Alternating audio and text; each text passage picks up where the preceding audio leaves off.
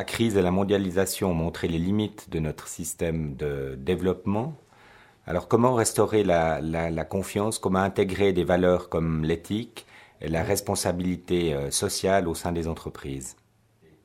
Clairement, dans les banques, il nous faut aujourd'hui démontrer que nous sommes efficaces, non pas parce que nous sommes des génies, mais parce que nous servons l'intérêt de nos clients.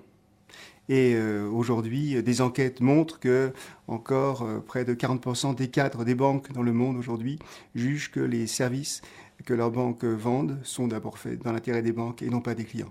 Donc c'est la première priorité, c'est de se remettre au service de l'intérêt des clients. C'est la première composante de l'éthique dans le système financier aujourd'hui qu'il faut mettre en place.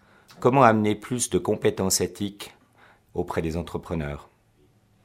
Il faut être à l'écoute du client, il faut être à l'écoute de ses collaborateurs et comprendre que la finance est au service de l'économie. Les régulateurs, le G20, qui a la chance maintenant d'exister pour la planète, mais aussi les banques centrales sont en train de préparer pour l'hiver prochain des contraintes réglementaires nécessaires pour que le système financier soit vraiment beaucoup plus au service de l'économie et ne fasse pas peser sur l'économie des risques inconsidérés.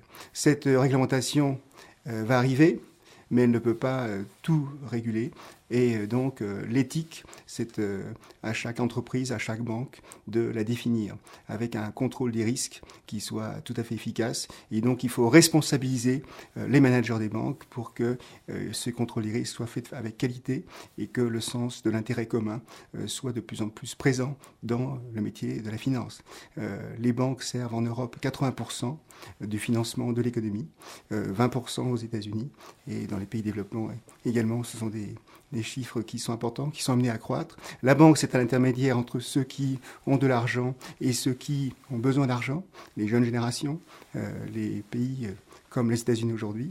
Et donc, ce métier de base, de transformation financière entre l'épargne et le crédit, est le métier de base des banques. C'est ce à quoi il faut revenir. La thématique de ce premier Zermatt Summit est la finance. Comment remettre la finance au service de l'économie au service du bien commun et le bien commun au service de l'être humain, de la personne. Comment concilier tous ces paramètres qui peuvent paraître contradictoires?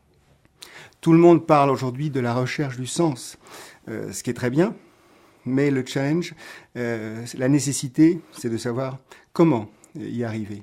Et finalement, il n'y a pas tellement d'enceintes peut-être qui abordent à fond ce type de questions.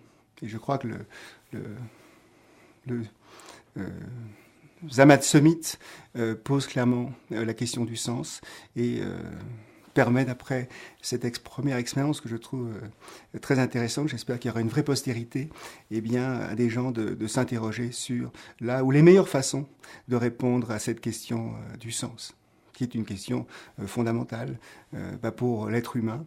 J'ai beaucoup aimé la ligne directrice du forum, claire, entre donc la finance, un point de départ important, nécessaire, qu'il faut mieux gérer, et puis donc arriver bien sûr à la personne humaine. Et donc j'ai trouvé que la construction du forum, sur laquelle s'articulaient tous les débats, était bien pensée.